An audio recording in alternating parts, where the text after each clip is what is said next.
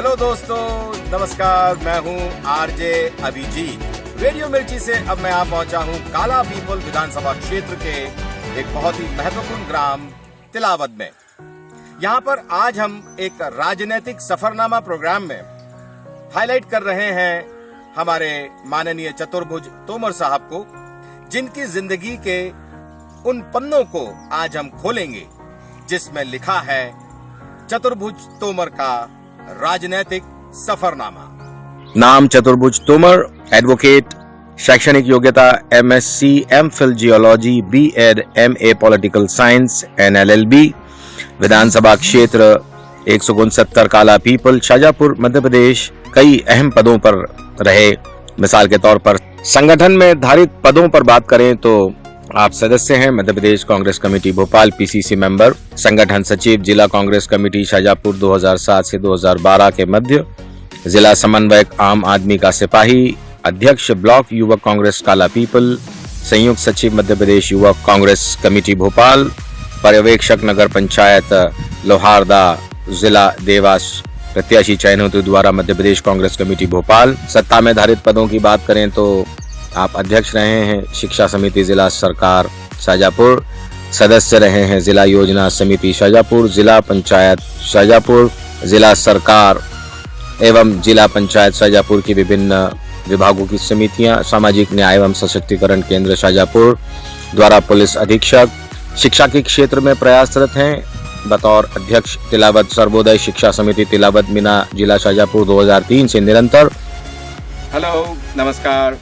मैं हूं आरजे अभिजीत और यह है हमारा प्रोग्राम राजनीतिक सफरनामा विद आरजे अभिजीत। मैं हूं इस वक्त ग्राम तिलावत मैना में और मेरे साथ हैं यहां के एक मशहूर जननेता, जननायक, जनप्रतिनिधि और हम सबके मार्गदर्शक श्री चतुर्भुज तोमर साहब। ग्राम तिलावत में सुना है कि रामदेवरा पीर, माँ काली की सवारी, ऐसे कई धार्मिक आयोजन अक्सर यहाँ होते रहते हैं और ऐसे में ऐसे जनप्रतिनिधि हमारे साथ हैं जो हर एरिया को कवर करते हैं। चलिए आज हम आपको मिलवा रहे हैं माननीय चतुर्भुज तोमर साहब से। नमस्कार साहब, हमारे प्रोग्राम राजनीतिक सफरनामा में आपका हम स्वागत करते हैं। हम सबको विदित है आपकी पारिवारिक पृष्ठभूमि की अगर हम बात करें तो, लेकिन फिर भी आपके श्रीमुख से हम ये जरूर जानना चाहेंगे कि किस तरह की पृष्ठभूमि रही है अब तक, कैसा माहौल आपने परिवार में देखा है? हमारा परिवार बहुत पहले से ही राजनीति में सम्मिलित है।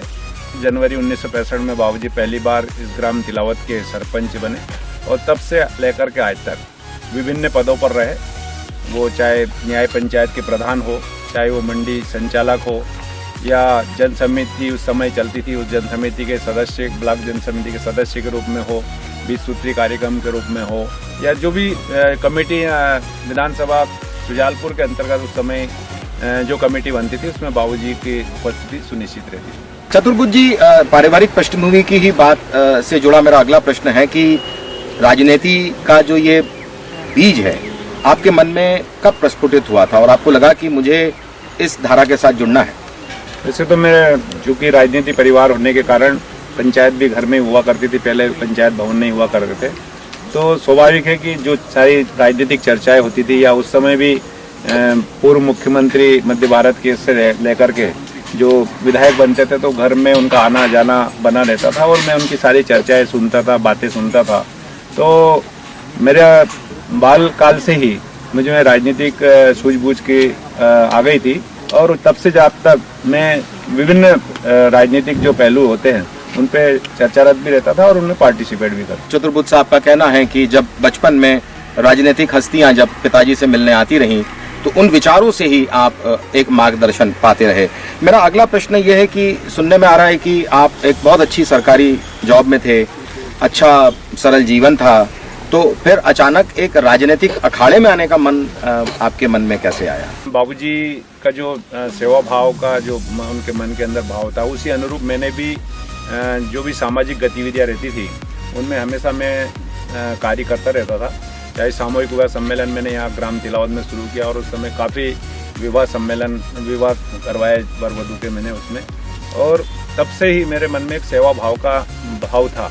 और मैंने नौकरी ज्वाइन कर लेने के बाद भी ये रहा कि मुझे उन सामाजिक गतिविधियों में ज़्यादा रुचि रहती थी, जिसके कारण मेरे को ये हुआ कि मुझे सामाजिक कार्यों में ही रहते हुए अपने जीवन को आगे बढ़ाने के प्रयास करना चाहिए। सर, मेरा जो अगला प्रश्न है, काफ़ी चर्चा है, काला पीपल कॉन्स्टिट्यूंसी की बात करें, विधानसभा की बात करें, और काफ़ी सारे गांव है, अरनिया है, तिलाबत है, जहां स्वयं अभी आप मुकाम हैं आपका।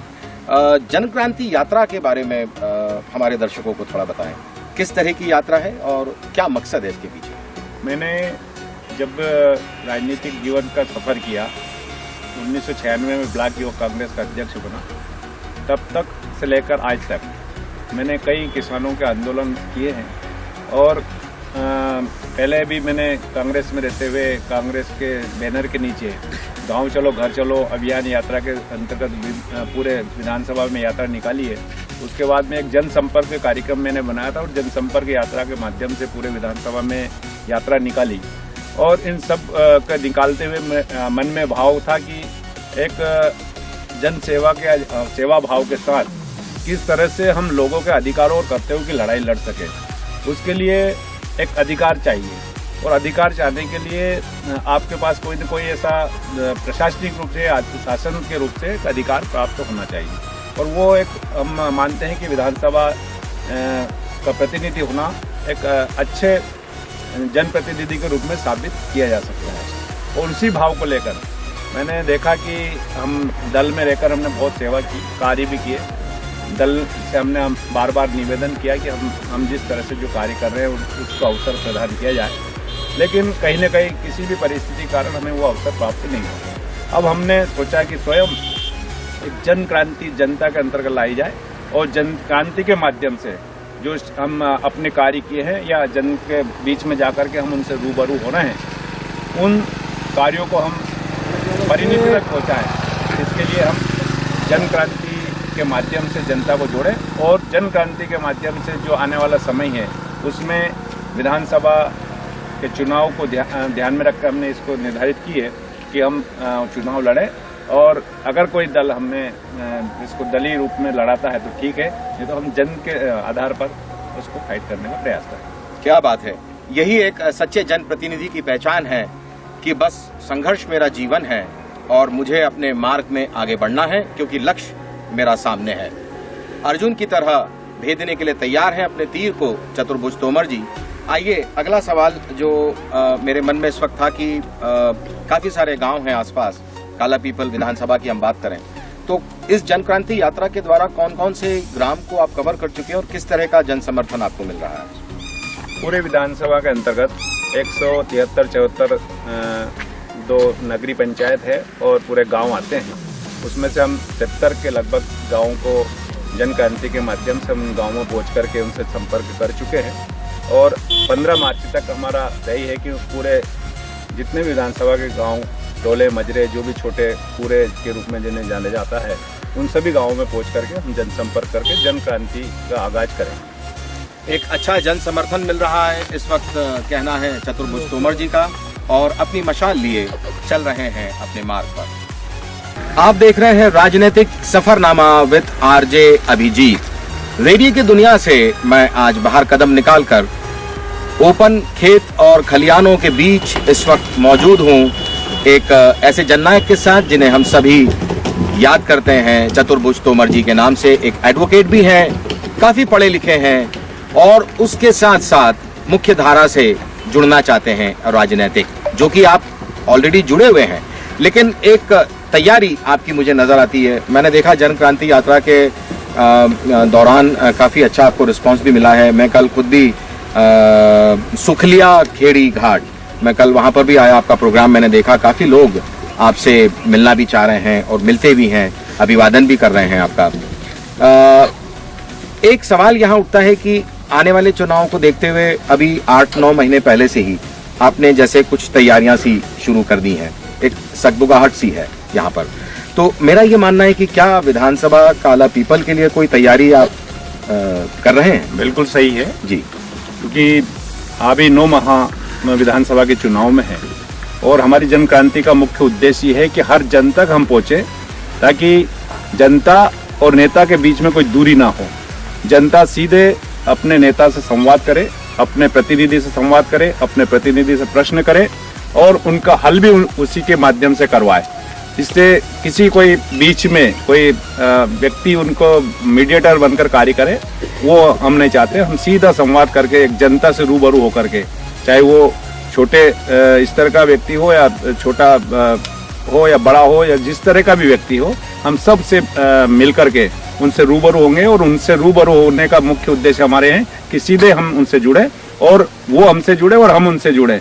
ये मुख्य हमारा उद्देश्य है। और विधानसभा में जैसे एक अर्जुन को मछली की आंख दिखाई देती है, उसी तरह से हमने भी टारगेट बनाया है विधानसभा को, और विधानसभा में हम उन जन साधारण के माध्यम से पहुंचे, ऐसा हमारा प्रयास है। राजनीतिक सफरनामा सीजन 1 में आज हमारी मुलाकात हुई चतुर्भुज तोमर जी से।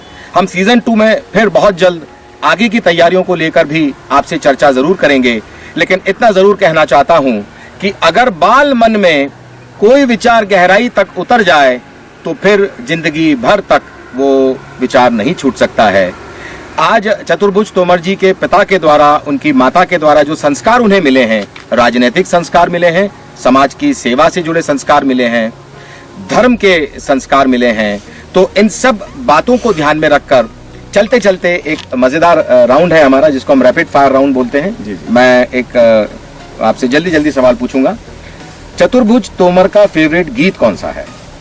मेरा फेवरेट गीत है एक खानदान पिक्चर का एक गाना है, जिसे जो दो भाइयों के बीच में जो बंटवारा हो जाता है और उसमें गाया जाता है वो, मुझे जब जब बाहरों का जमाना याद आएगा, कहीं अपना भी था एक आशियाना याद आएगा। क्या बात है, बहुत ही शानदार गीत। चतुर्भुज तोमर को खाना क्या पसंद है? बहुत ही साधारण, सिंपल और बिल्कुल जिसको कहना चाहिए कि दाल रोटी और दाल बाटी, और जितने भी चटपटी या जितने मिठाइयाँ ये इनसे मतलब परहेज है। चतुर्भुज तोमर के आदर्श व्यक्तित्व? मेरा आदर्श तो महात्मा गांधी जी है, विवेकानंद जी है, जिन्होंने एक ने सरल जीवन जी करके अपना किस तरह से जीवन जिया जा सकता है और अपनी उपस्थिति दर्ज कराई जा सकती है, वो दिया है। और एक में यह है कि अपने शिक्षा अंतर्निहित क्षमताओं को विकसित करके किस तरह से समाज के अंदर अपने आप को प्रस्तुत किया जा सकता है, जो मेरा आदर्श। और चलते चलते चतुर्भुज तोमर जी काला पीपल विधानसभा के अपने सभी भाइयों को, उनमें किसान भाई भी हैं, कोई नौकरी पेशा भी हैं, कोई घर में ही रहते हैं, कई बहनें हैं, माताएं हैं जो इस पूरे प्रोग्राम को देख रहे होंगे, तो अपनी पूरी जनता को इस वक्त आप क्या कहना चाहेंगे? मेरी जनता तो यह है कि चतुर्भुज तोमर को अगर कोई व्यक्ति मिलता है तो चतुर्भुज को अलग मानता ही नहीं है। इसलिए अगर कोई मेरे इस प्रोग्राम को देख रहा होगा तो ऐसा मान रहा हो कि मेरा बेटा या मेरा भाई या मेरा अग्रज या मेरा अनुज कुछ न कुछ ऐसी बातें जो कर रहा है जो मेरे मन को भा रहा है। कहना होगा साथियों, जमीन से जुड़े व्यक्तित्व से आज मेरी मुलाकात हुई है। मैं अपने इंटरव्यू के सफर में कई राजनीतिक हस्तियों के इंटरव्यूज ले चुका हूं, लेकिन आज एक सरल व्यक्तित्व से मिलके मुझे बहुत प्रसन्नता हुई है। आपसे मिलकर चतुर्भुज तोमर जी बहुत बहुत आनंद प्राप्त हुआ है।